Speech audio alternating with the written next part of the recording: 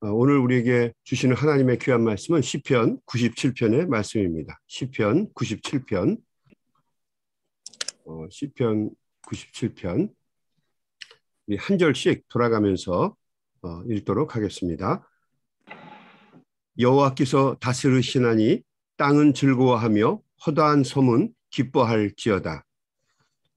구름과 바람이 그를 둘러보고 의와 공평이 그의 보좌에 비추도다. 불이 그의 앞에서 나와 사방의 대적들을 불사르시는도다. 그의 번개가 해를 비추니 땅이 보고 떨었도다. 산들이 여호와의 앞 곧 온 땅의 주 앞에서 밀랍같이 녹았도다. 하늘이 그의 의를 선포하니 모든 백성이 그의 영광을 보았도다. 조각한 신상을 섬기며 허무한 것으로 자랑하는 자는 다 수치를 당할 것이라. 너희 신들아 여호와께 경배할지어다. 여호와여 시온이 주의 심판을 듣고 기뻐하며 유다의 딸들이 즐거워하였나이다. 여호와여 주는 온 땅에 위에 지존하시고 모든 신들보다 위에 계시니이다. 여호와를 사랑하는 너희여 그를 미워하라. 그가 그의 성도의 영혼을 보존하사 악인의 손에서 건지시느니라. 의인을 위하여 빛을 뿌리고 마음이 정직한 자를 위하여 기쁨을 뿌리시는도다. 다 같이 했습니다. 의인이여 너희는 여호와로 말미암아 기뻐하며 그의 거룩한 이름에 감사할지어다. 아멘. 아멘. 물은 그 워터는 본질에 있어서는 하나이지만 여러 가지 모습으로 우리의 눈에 나타납니다. 어떤 때는 마실 수 있는 액체의 물로 나타나기도 하고 또 어떤 때는 딱딱한 고체의 얼음으로 나타나기도 합니다. 그리고 어떤 때는 뿌연 수증기 기체로 그 모습을 드러내기도 하죠. 마찬가지로 오늘 말씀을 보게 되면 하나님은 빛이십니다. God is light. 하나님은 빛이시다 하는 거죠. 그런데 그 빛은 여러 가지 모습으로 우리들에게 나타나고 느껴집니다. 먼저 이 빛은 어떤 때는 불로 나타나서 하나님께 대적하는 자들을 태워버리시고 소멸시켜 버리십니다. 3절 말씀 보겠습니다. 불이 그의 앞에서 나와 사방의 대적들을 불사르시는도다. 불이 하나님 앞에 나와서 사방의 모든 대적들을 불사르시는도다. 하나님께서 불의 모양으로 나타나신다는 거죠. 또 그 하나님의 빛은 열, 녹이는 열, 뜨거운 열로 나타나서 불의와 악을 행하는 자들을 밀랍처럼 왁스처럼 녹여버리신다는 거죠. 5절 말씀 한번 보겠습니다. 산들이 여호와의 앞, 곧 온 땅의 주 앞에서 밀랍같이 녹았도다. 열로 나와서, 녹이는 열로 나와서 다 녹여버리신다라고 하는 거죠. 또 이 하나님의 빛이 추상 같은 어떤 서리빨 같은 무서운 번개로 나타나서 악인들을 덜덜덜 떨게 만들기도 한다는 거죠. 4절 말씀입니다.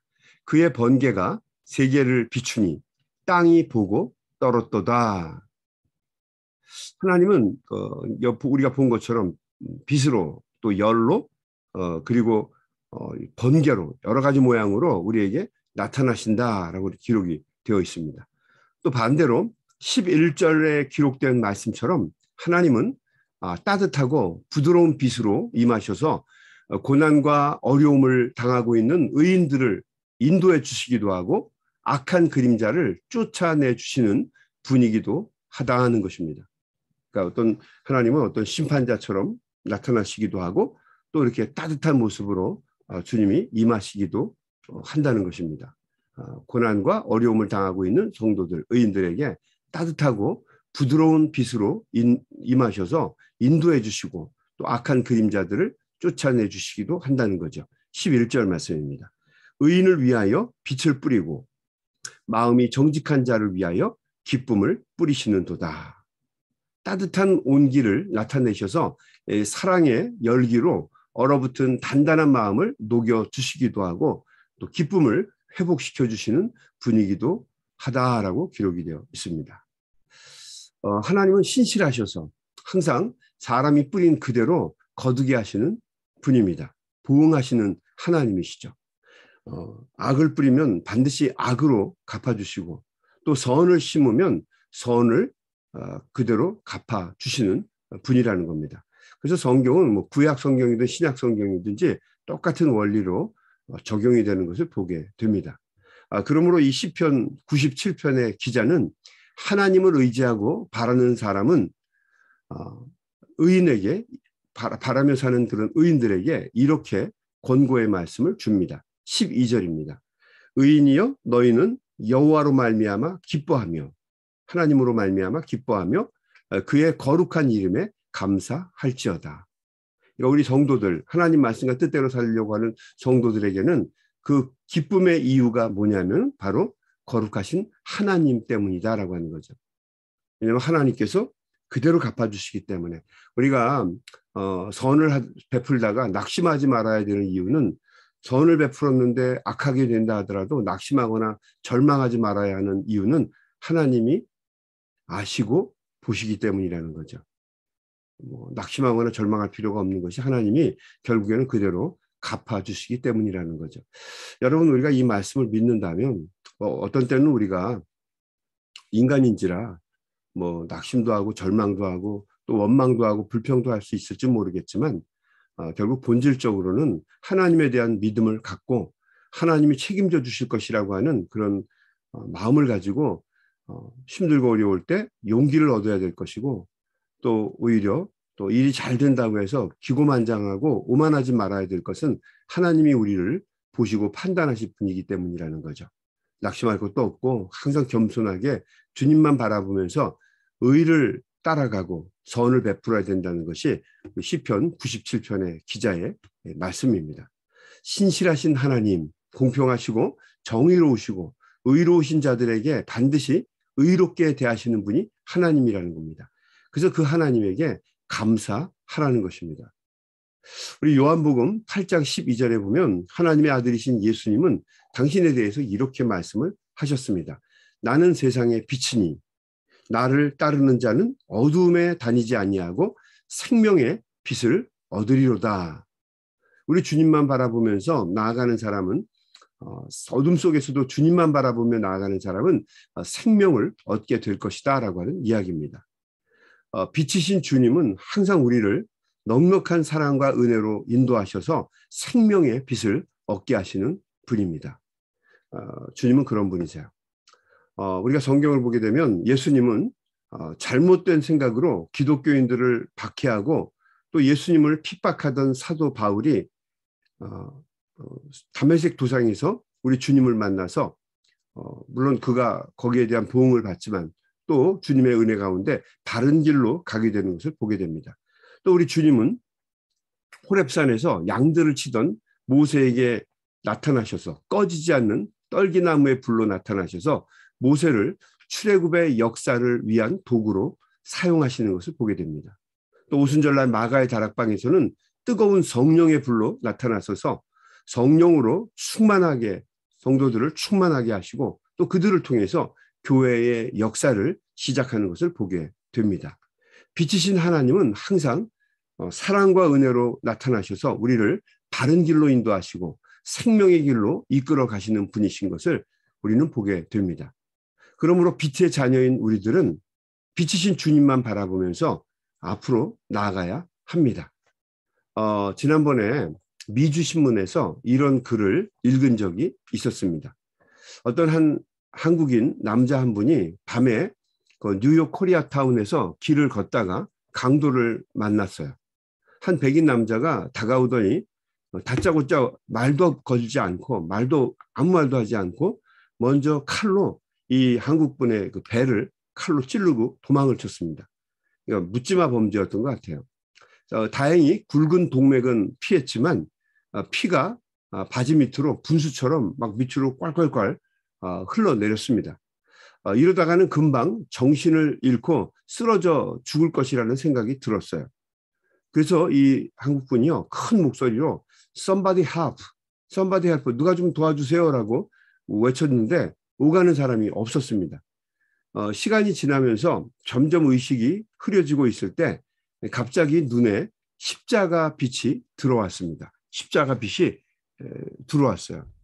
예전에는 이 교회를 자주 비판하기도 하고 또 뉴욕에도 밤에 밝게 빛나는 십자가의 네온 사인을 보면서 너무 십자가가 많다고 불평을 했는데 그날은 그렇게 십자가의 네온 사인에서 나는 빛이 너무너무 감사하고 좋더랍니다. 그래서 무조건 십자가 빛만 보면서 의식이 흐려지니까 혼신의 힘을 다해서 비틀비틀거리면서 그 십자가 빛만 바라보면서 걸어갔다는 거죠. 그리고 그 교회 앞에 가서 배를 누르다가 쓰러졌는데 다시 의식을 차려보니까 병원이었다는 거죠. 교회에 늦게 기도하러 오신 성도님 한 분이 그분을 발견하고 재빠르게 911에 신고하면서 간신히 목숨을 부지할 수 있었습니다. 그분이 나중에 그 교회의 성도가 되었습니다. 뭐 이런 내용들이에요. 그러면서 그 끝에는 이렇게 그분이 말씀하셨어요. 생명의 빛이신 주님, 십자가 빛만 바라보고 나아가니까 주님이 생명을 구원해 주셨다라고 글을 마무리했습니다. 그러니까 우리 주님께서 생명의 빛이라는 이야기입니다. 또 반대로 생명의 빛이기도 하시지만 또 반대로 한편으로는 모든 것을 심판하시는 심판의 빛이기도 합니다. 그러니까 우리 자녀들, 주의 빛의 자녀의 우리들은 주님만 믿고 주님만 바라보며 그 빛을 쫓아 나아가는 빛의 자녀들이라는 것입니다. 주님이 사랑의 빛으로 우리를 회복시켜 주시기도 하고 또 억울한 일들을 심판하시고 바로잡아 주시는 분이기도 하다는 거죠. 여러분 동의하시나요? 그러므로 우리가 순간순간 우리 앞에 벌어지는 일들이 어떤 때는 어렵고 또 낙심되고 절망스러운 것이 있다 할지라도 낙심하지도 말고, 왜냐하면 우리 주님께서 우리를 생명으로 인도해 주실 것을 믿기 때문에 우리 주님을 은혜의 주님, 생명의 주님이라고 고백하지 않습니까? 그러니까 우리 주님만 바라보면서 생명 되시는 주님 바라보면서 낙심하지 말고 나아가야 된다는 거죠. 믿음과 신뢰를 가지고 분노할 것도 없고 또 반대로 아까도 말씀드렸지만 시낙낙할 것도 없습니다. 언제든지 우리 주님이 바로잡아 주시고 선하고 복된 길로 인도해 주실 것이다 라고 하는 믿음을 가져야 된다는 거죠.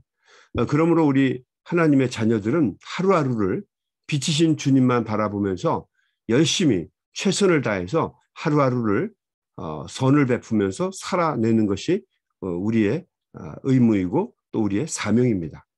오늘도 생명의 빛이신 우리 주님께서 당신만 바라보면서 아침부터 이른 늦은 시간까지 애쓰고 노력하고 수고하는 우리 사랑하는 소명의 가족들을 붙잡아 주시고 은혜 가운데 인도해 주셔서 하나님께 영광 돌릴 것과 또 감사한 것으로 가득 찬 복된 삶이 되게 하실 줄로 믿습니다.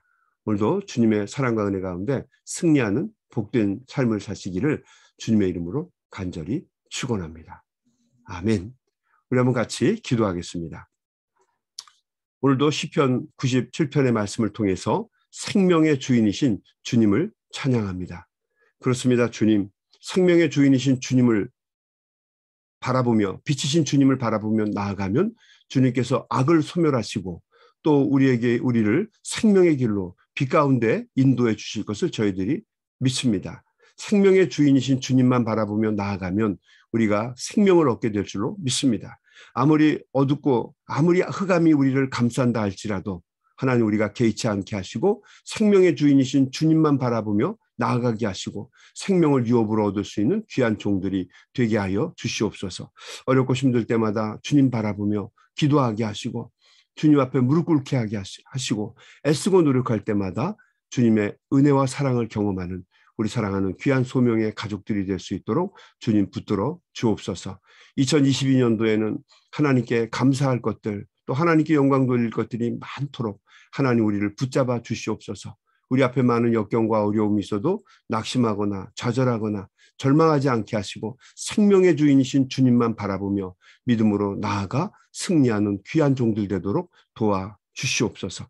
오늘도 이 아침에 우리 주님 붙잡고 간절한 마음으로 기도할 때에 주님, 우리의 기도가 한 소리도 땅에 떨어지지 아니하고 주님의 전에 연락되는 상달되는 귀한 아침이 될 수 있도록 이 아침에 우리 귀한 종들을 도와주시고 인도해 주시옵소서. 예수님의 이름으로 간절히 기도드리옵나이다. 아멘. 아멘. 우리 다 같이 소리내서 통성으로 한 목소리로 기도하시면서 세상으로 나아가겠습니다. 우리 소리내서 기도합니다.